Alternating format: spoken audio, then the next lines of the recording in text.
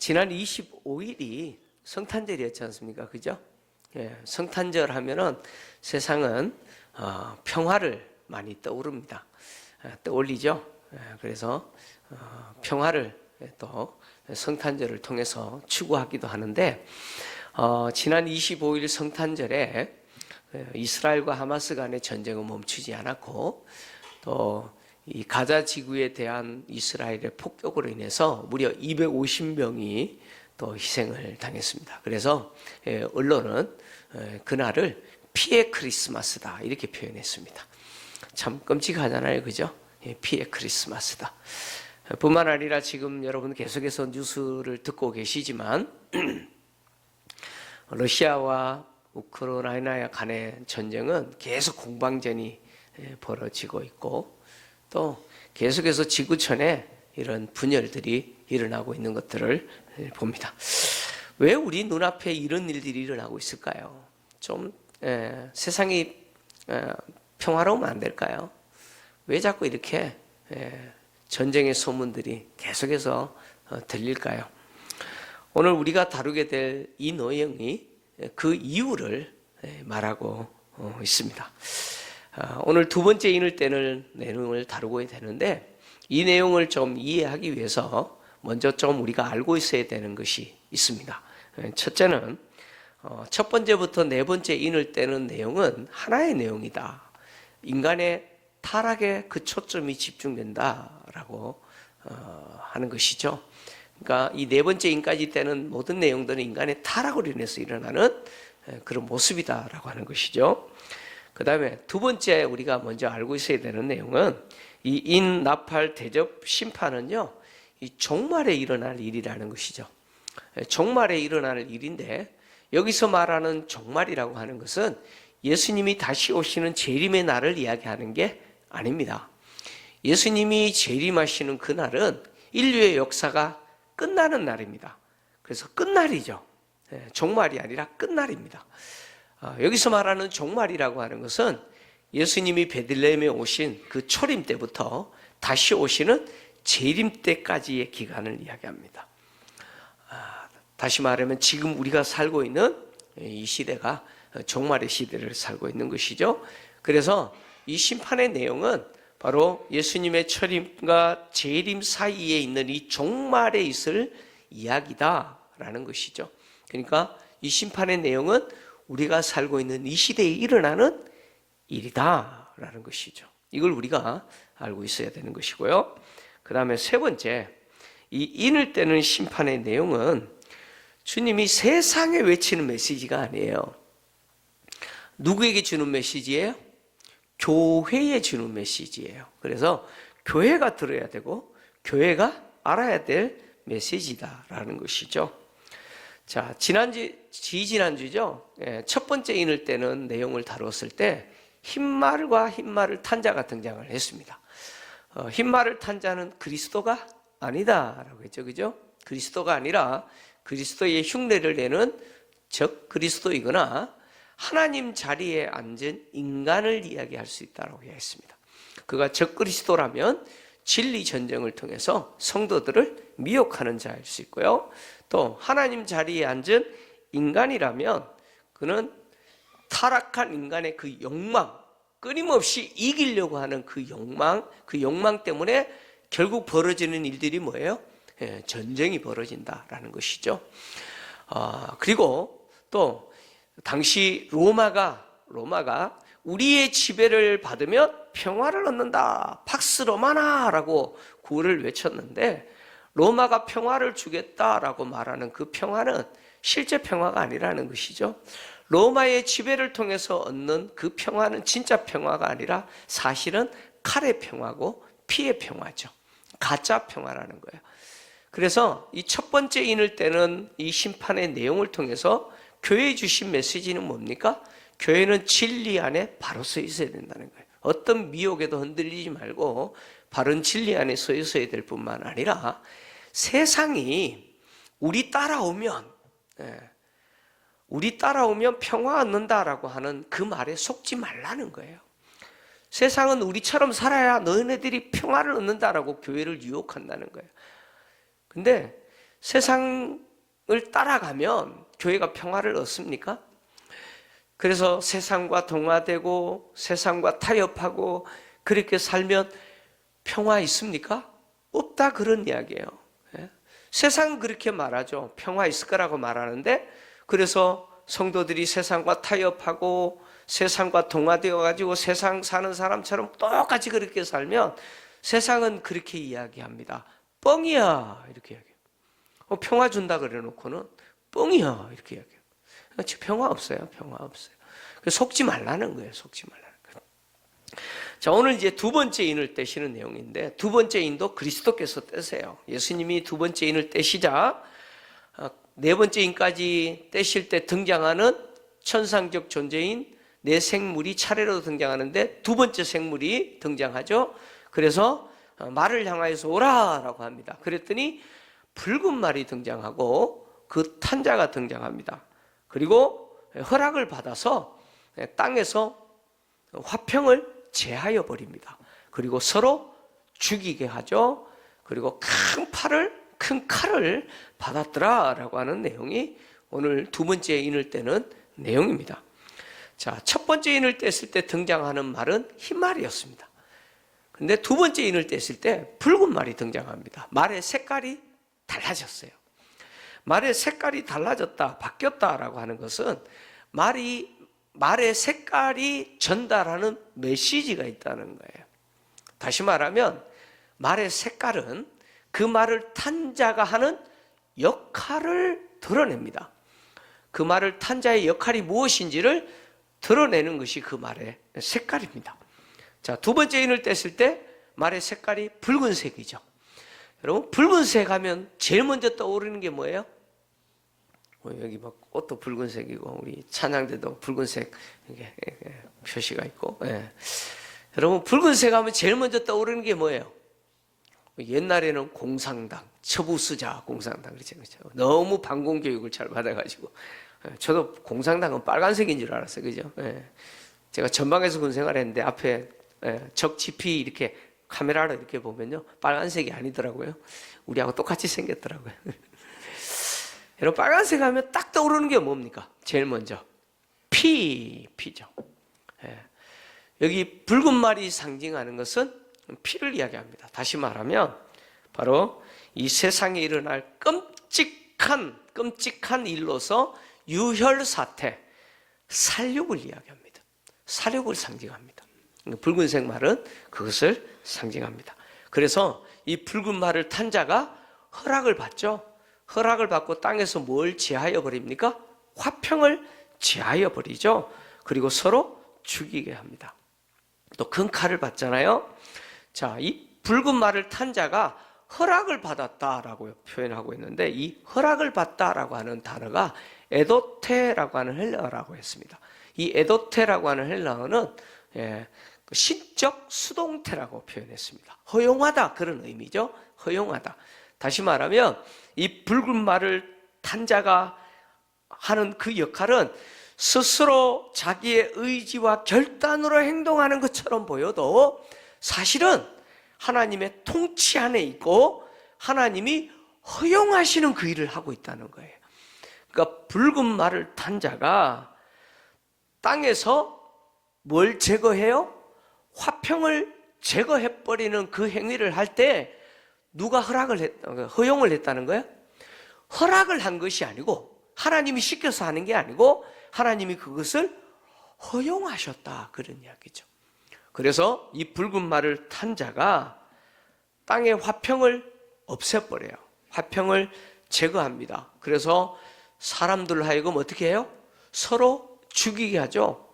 화평을 제거해버린 세상, 화평이 없는 세상, 어떤 세상이죠? 화평이 없는 세상이 어떤 세상이에요? 전쟁터죠, 뭐. 화평이 없는 세상은 전쟁터입니다. 그래서 그 결과 서로 죽이는 거예요. 여기서 또 큰 칼을 받았다라고 했죠. 이 큰 칼은 바로 화평을 제거하는 역할을 하는 도구죠. 서로 죽이는 도구죠. 그래서 이 큰 칼은 로마 군대가 사용하는 죽이는 살인하는 칼이죠. 이 두 번째 붉은 말을 탄 자가 하는 역할은 그런 역할이죠. 그래서 세상에 화평을 제거하여 사람들이 서로 죽이고 죽게 하는 전쟁터와 같은 세상 만드는 거예요. 주님은 당신이 다시 오시기 전, 재림 전에 있을 그 종말 때에 일어날 일들을 제자들에게 말씀하시면서 전쟁 이야기 하셨어요. 이런 일이 있을 거라고 주님이 이미 말씀하셨어요. 마태복음 24장 6절에서 7절을 좀 같이 읽겠습니다. 시작. 난리와 난리 소문을 듣겠으나 너희는 삼가 두려워하지 말라. 이런 일이 있어야 하되 아직 끝은 아니니라. 민족이 민족을, 나라가 나라를 대적하여 일어나겠고 곳곳에 기근과 지전이 있으리니. 아멘. 난리와 난리의 소문 듣게 될 거라는 거예요. 근데 두려워하지 말라는 거예요. 끝이 아니라는 거예요. 끝날이 아니라는 거예요. 아직 끝이 아니라는 거예요. 그러니까 종말에 있을 이야기라는 거죠. 그래서 민족이 민족을, 나라가 나라를 대적하면서 분열하고 다투고 전쟁할 거라는 거예요. 그러니까 말세의 특징, 즉 이 종말의 특징은 뭐냐? 분쟁과 분열로서 내정과 전쟁이 가득한 거예요. 같은 민족끼리 일어나는, 같은 민족 안에서 일어나는 분열과 다툼은 뭐예요? 그게 내전이죠. 그죠? 다른 민족 간에, 국가 간에 일어나는 분열과 다툼은 전쟁인 거죠. 이것이 종말의 특징이라는 거예요. 그러니까 인간의 욕망, 타락한 인간의 욕망은 끊임없이 이기려고 하는 거죠. 그죠? 그래서 땅에서 일어나는 분쟁과 다툼으로 일어나서 내전과 전쟁은 결국 이기려고 하는 인간의 욕망, 이기려고 하는 인간의 행위죠. 종말에 대해서 예언한 구약 성경의 내용도 동일합니다. 구약 성경도 종말에 있을 일들에 대해서 예언하면서 바로 이런 이야기를 했어요. 스가랴 14장 13절을 보면 이렇게 기록하고 있습니다. 그날에 여호와께서 그들을 크게 요란하게 하시리니 피차 손으로 붙잡으며 피차 손을 들어 칠 것이며, 이렇게 기록했습니다.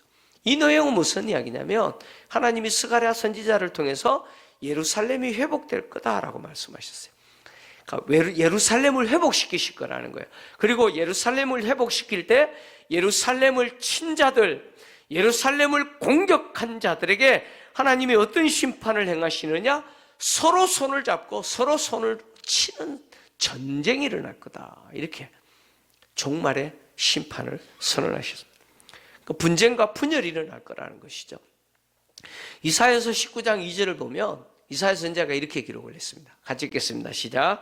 내가 애굽인을 격동하여 애굽인을 치리니 그들이 각기 형제를 치며 각기 이웃을 칠 것이요 성읍이 성읍을 치며 나라가 나라를 칠 것이며. 아멘. 이사야서 13장부터 23장까지의 내용은 열방에 대한 하나님의 심판의 내용이 기록되어 있습니다. 그 열방에 대해서 하나님이 심판을 선언하신데 그 내용 가운데 애굽에 대한 심판을 선언하실 때 하나님이 말씀하신 것이 뭡니까? 서로 분쟁하고 다투고 전쟁할 거라는 거예요. 그래서 형제가 형제를 치고 이웃이 이웃을 치게 될 것이고 성읍이 성읍을 치게 될 것이고 나라가 나라를 치게 되는 전쟁이 일어날 거라는 거예요. 이게 종말에 있을 하나님의 심판이라는 거예요. 그러니까 예수님이 말씀하신 것도 마찬가지고 구약 성경이 말하고 있는 종말에 대한 내용도 마찬가지고 결국 예수님이 오시는 그 재림날 절까지 이 세상은 어떤 세상이냐? 끊임없이 분열하고 분쟁하고 내정과 전쟁터가 되는 세상이라는 거예요. 그 세상은 그런 곳이라는 거예요. 그래서 요한이 이 두 번째 인을 떼는 불말을 탄 자가 하는 역할을 통해서 세상은 어떤 곳이냐? 전쟁터라는 거예요. 그게 세상이라는 거예요. 근데 이 내용을 지금 누구에게 하고 있어요? 세상을 향하여 외치는 게 아니라 교회를 향하여 지금 말하고 있다는 거예요. 왜 요한이 지금 이 내용을 교회를 향하여 말하고 있을까요? 왜 교회에 지금 이 내용을 이야기하고 있을까요? 두 가지 정도 생각할 수 있어요. 요한이 이 내용을 말하는 목적은 두 가지 정도로 생각할 수 있는데 첫째 목적은 뭐냐면 교회는 세상이 이런 곳이라는 것을 알아야 된다는 거예요. 세상은 이런 전쟁터와 같다는 거예요. 평화 없다는 거예요. 그래서 이 전쟁터와 같은 세상, 끊임없이 분쟁하고 분열하고 내전하고 전쟁하는 이 세상을 보면서 교회는 누구를 기다려야 돼요? 다시 오실 주님을 기다리라는 거예요. 왜? 주님 그렇게 말씀하셨으니까. 그래서 교회는 세상은 전쟁터와 분열하고 다투고 내전하는 전쟁하는 곳이다라고 하는 것을 보면서 주님 곧 오시겠다, 오실 주님 기다려야 된다는 거예요. 요한이 이 두 번째 인을 떼실 때 붉은 말이 나타나고 그 탄자가 허락을 받아서 땅에 있는 화평을 제하고 서로 죽이게 하고 큰 칼을 받았다라고 하는 이 내용을 딱 읽을 때 즉각적으로 이 내용이 무슨 이야기인지 바로 알았을 거예요. 왜냐하면 이 요한이 요한계시록을 기록할 당시 이 아시아 7교회 아닙니까? 아시아 교회들은 이 내용이 세상이 전쟁터라고 하는 것을 즉각적으로 알았어요. 왜냐하면 로마가 지배하는 세상 아닙니까? 로마가 지배하는 세상인데, 로마가 지배하는 세상은요 끊임없이 내전이 일어났어요. 끊임없는 내전으로 해서 황제가 어떻게 해요? 계속 교체됐죠. 그죠? 황제가 세습이 아니었어요. 황제가 계속 교체됐어요. 내전으로. 심지어 AD 68년에서 69년 그 1년 동안 무려 4명의 황제가 서로 내전을 벌였어요. 내전을 벌였어요. AD 68년에 그 유명한 황제인 네로 황제가 자살을 해요. 네로 황제가 자살합니다. 그 네로 황제가 죽자 4명의 황제가 황제 자리를 두고 내전을 벌입니다. 이 내전에서 누가 승리하느냐? 베스파시아누스라고 하는 황제가 승리해요. 그래서 베스파시아누스가 네로 이어서 황제가 돼요. 황제가 돼요. 그러니까 이 아시아에 있는 교회들은요, 이 두 번째 인을 떼는 내용이 바로 이 내용이라는 사실을 즉각적으로 알아요. 바로 알아요. 그러니까 같은 민족 안에서 서로 분열하고 다투는 내전, 민족이 국가와 국가 간에 일어나는 이 전쟁은 당시 성도들에게는 흔히 뭐예요? 눈으로 보는 거예요. 피부적으로 느끼는 거예요. 우리만 느끼는 게 아니고 그때 성도들도 그냥 흔히 있었던 이야기예요. 이런 일들을 통해서 누구를 기다려야 된다고요? 주님을 기다려야 된다. 오실 주님을 기다려야 된다는 거예요. 왜요? 주님 오시기 전에 이런 일이 반드시 일어날 것이기 때문에 그렇다는 거예요. 그래서 요한은 주님을 바라보도록, 오실 주님을 기다리게 하도록 그 목적으로 이 내용을 지금 이야기하고 있다는 거예요. 그리고 두 번째 목적이 있다는 거예요. 요한이 교회를 향해서 이 내용을 이야기하는 두 번째 목적은 뭐냐면, 교회는 세상과 달라야 된다는 거예요. 세상은 화평이 있어요, 없어요? 화평이 죄해졌다니까요. 화평 없어요. 세상은 화평이 없어요. 그래서 교회는 그런 세상과 달라야 된다는 거예요. 왜 달라야 되느냐? 누가복음을 기록한 누가가 예수님이 베들레헴에 태어났을 때 들에서 양을 치는 목자들에게 천문천사들이 이 사실을 알리면서 하나님을 찬양할 때 뭐라고 선포했어요? 지극히 높은 곳에서는 하나님께 영광이요, 땅에서는 하나님이 기뻐하시는 사람들 중에 뭐라고요? 평화다라고 선언했잖아요. 하나님이 당신의 아들을 보내시면서 하나님이 택한 자들, 하나님이 기뻐하시는 그 택한 자들에게 뭘 주시는 거예요? 평화를 주시는 거예요. 화평을 주시는 사건이 예수님이 오신 사건이에요. 그래서 교회 공동체는 세상에 없는 그 화평을, 하나님이 당신의 아들을 통해서 주신 그 화평을 누리는 공동체가 교회 공동체예요. 교회 공동체예요. 로마가 주장하는 그 평화, 화평, 팍스 로마나 뻥이라는 거예요. 그거 가짜라는 거예요. 진짜 화평은 예수 그리스도 안에 있는 것이죠. 그래서 예수 그리스도 안에 있는 교회 공동체가 그 화평을 누립니다. 따라서 교회 공동체는 분쟁하고 분열하고 다투면 됩니까? 안 됩니까? 대답 안 하시는 거 보니까 나는 다투고 분열하겠다 이렇게 굳은 결의를 하고 계시는 것 같은데, 여러분 대답하셔야 돼요. 하셔야 돼요. 교회 공동체는 분열하고 다투면 됩니까? 안 됩니까? 안 됩니다. 안 돼요. 왜요? 교회 공동체는 하나님이 예수 그리스도를 통해서 주신 무엇을 누리는 공동체입니까? 화평을 누리는 공동체예요. 그래서 교회 공동체는 분열하고 다투면 안 돼요. 사탄이 하는 역할은 뭐냐면 세상의 화평을 제하는 거예요. 화평을 지워버리는 거예요. 그래서 사람들로 하여금 서로 죽이고 죽게 만드는 거예요. 그런 세상 만드는 게 사탄이 하는 역할이에요. 근데 그 사탄이 할 수만 있다면 하나님이 당신의 아들을 통해서 주신 그 화평을 누리는 공동체인 교회 공동체까지 그 화평을 제거해버리는 거예요. 교회 공동체 안에 있는 화평도 제하려고 하는 것이 사탄이 하는 것이죠. 여러분, 교회가 화평을 누릴 때 배가 아파 뒤집어지는 존재가 누구예요? 배가 아파서 뒤로 자빠지는 존재가 누구예요? 사탄이에요. 사탄이에요. 사탄은 교회가 화평할 때요 못 견딥니다. 못 껴요.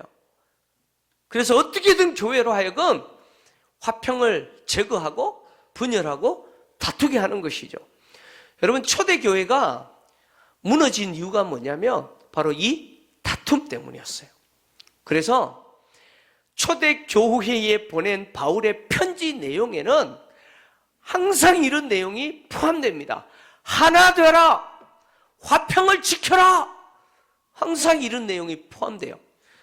바울이 에베소 교회에 보낸 편지인 에베소서를 보면 3장과 31절, 4장 3절, 31절을 보면 이렇게 기록하고 있어요. 에베소서 4장 3절 그리고 31절, 평안에 매는 줄로 성령이 하나 되게 하신 것을 심서 지켜라. 31절 같이 읽습니다. 시작. 너희는 모든 악독과 노함과 분냄과 떠드는 것과 비방하는 것을 모든 악의와 함께 버리고. 교회는 이러면 안 된다는 거예요. 교회는 하나님이 당신의 아들을 통해서 하나된 공동체, 화평을 누리는 공동체라는 거예요. 이거 깨뜨리면 안 된다는 거예요. 분열하고 다투면 안 된다, 안 된다. 빌립보 교회 성도들을 향하여 보낸 빌립보서에서도 똑같은 이야기를 해요. 빌립보서 2장 2절에서 3절, 마음을 같이하여 같은 사랑을 가지고 뜻을 합하여 한 마음을 품어 아무 일에든지 다툼이나 허용을 하지 말고 오직 겸손한 마음으로 각각 자기보다 남을 낮게 여기고. 한 마음을 품으라는 거예요. 다툼이나 허용을 하지 말라는 거예요. 다른 사람을 나보다 낮게 여기라는 거예요. 교회는 그래야 된다는 거예요. 빌립보서 4장 2절 같이 읽습니다. 시작. 내가 유오디아를 권하고 순두계를 권하노니 주 안에서 같은 마음을 품으라, 품으라. 아예 바울이 실명을 언급해요. 유오디아와 순두계가 어떤 직분을 가졌는지는 몰라요.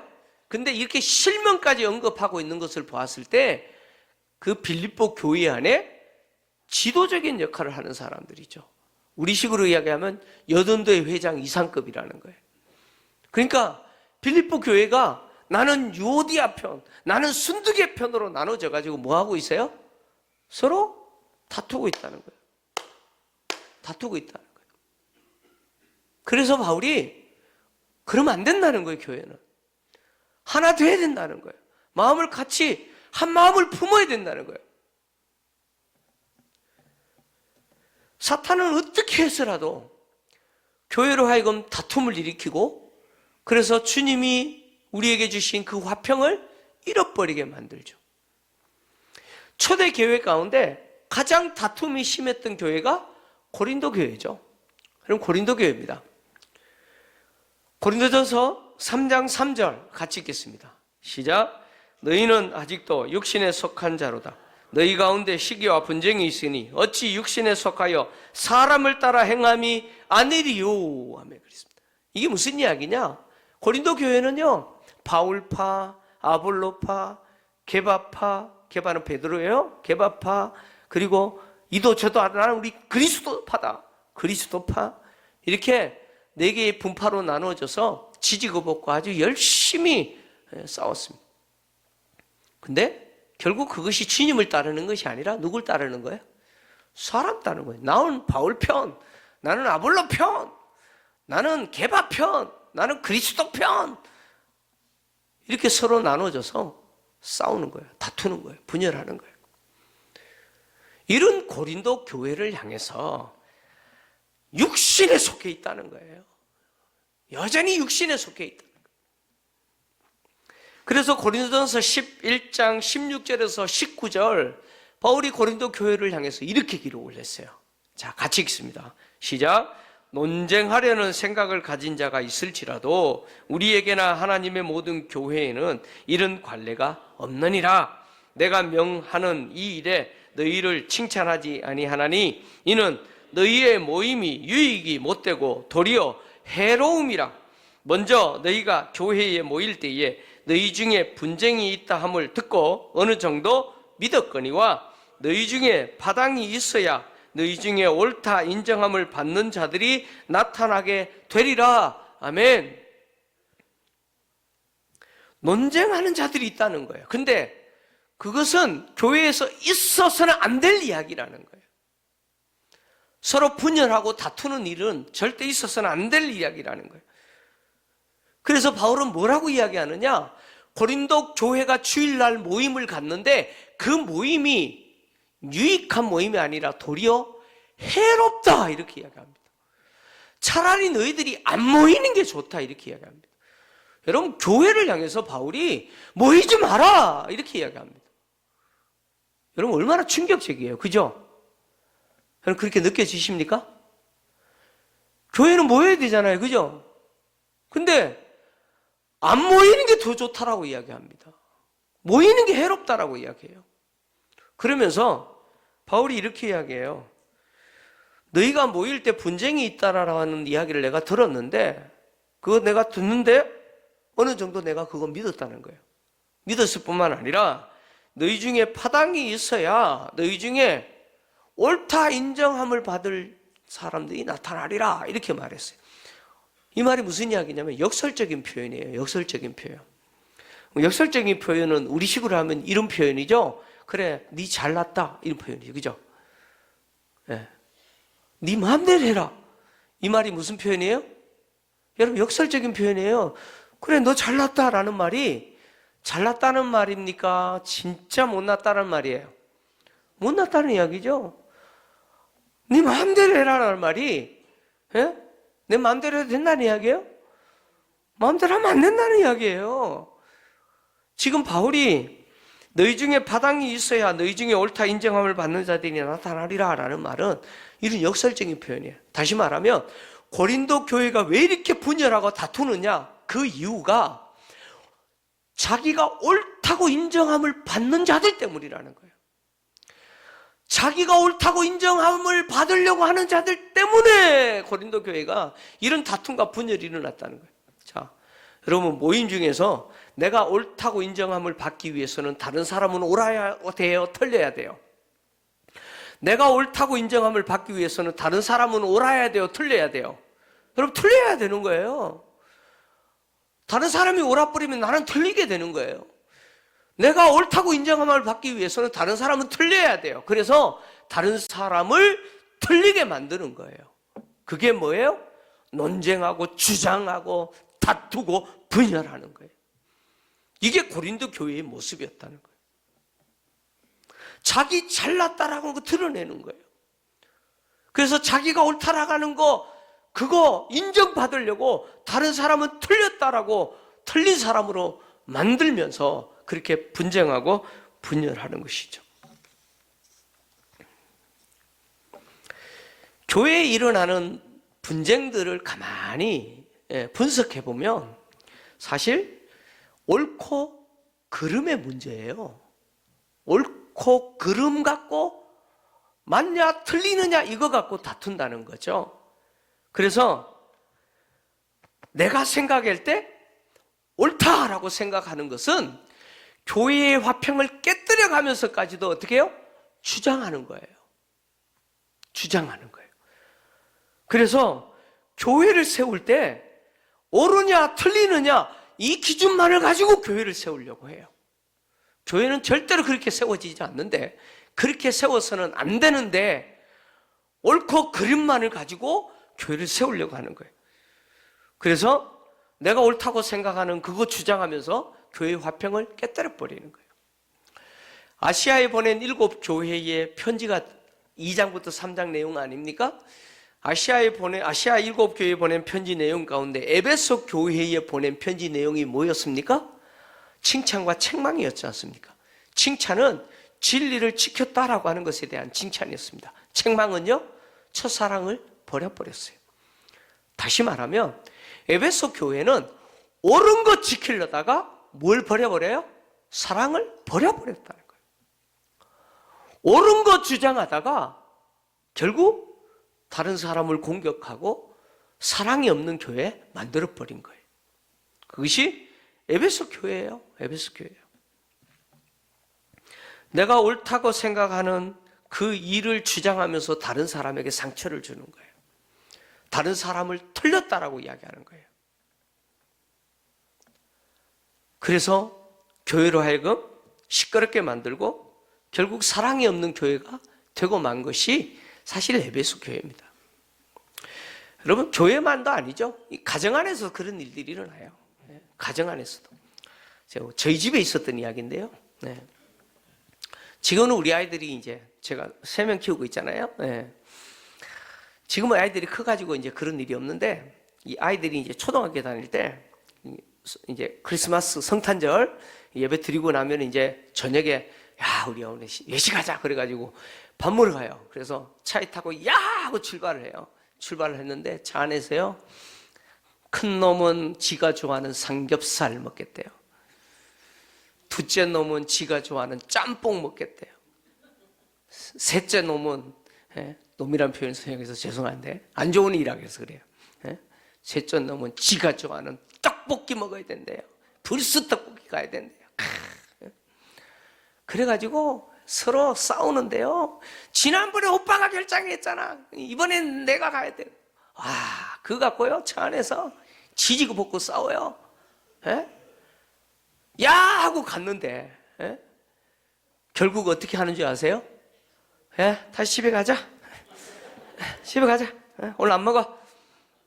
그리고 집에 와요. 그런 일이 있었어요. 여러분, 그런 일 없었어요? 참 좋은 가정이네요. 저희 집에 그런 일이 있었어요. 여러분, 뭘 먹는 게 중요한 게 아니죠. 그죠? 그죠? 어린아이들은 그래요. 자기 거 양보 안 해요. 안 해요. 삼겹살 먹어야 된다는 거예요. 짬뽕 먹어야 된다는 거예요. 떡볶이 먹어야 된다는 거예요. 끝까지 주장해요. 양보 안 해요.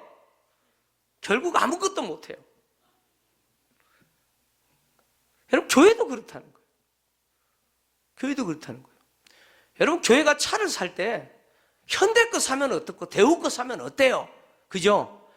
근데 어떤 교회는 그 문제 갖고 재직해 4시간 했대요. 자기가 옳다면 포기 안 하는 거예요. 교회의 화평을 깨뜨려 가면서까지도 주장하는 거예요. 주장하는 거예요.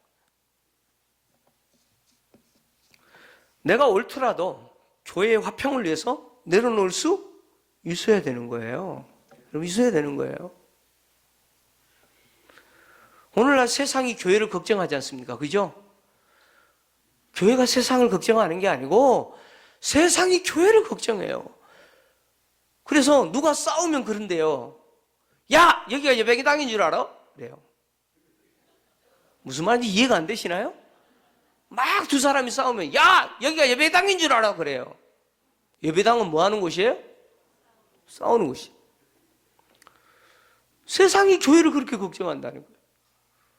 제발 좀 싸우지 마라 그래요. 여러분, 교회들 가운데 그런 교회들이 있었잖아요. 예? 담임 목사와 장로님들이 서로 대적하고 싸우고, 장로주사님들이 당회와 싸우고, 예? 중직들이 서로 싸우고, 뭐 이런 교회들 있잖아요. 그래서 성도들이 야, 이 꼴 보기 싫다 가자 그래가지고 교회를 나가고 이런 교회들 있잖아요. 사탄이 원하는 방식이에요. 여러분, 내가 아무리 오라도 교회의 화평을 깨뜨리시면까지 주장하는 사람들은 여러분, 사탄이 쓰는 도구예요. 그 사람 사탄이 쓰는 도구예요. 교회는 화평해야 됩니다. 믿습니까? 교회는 하나님이 당신의 아들을 통해 쓰신 그 화평을 누리는 공동체예요.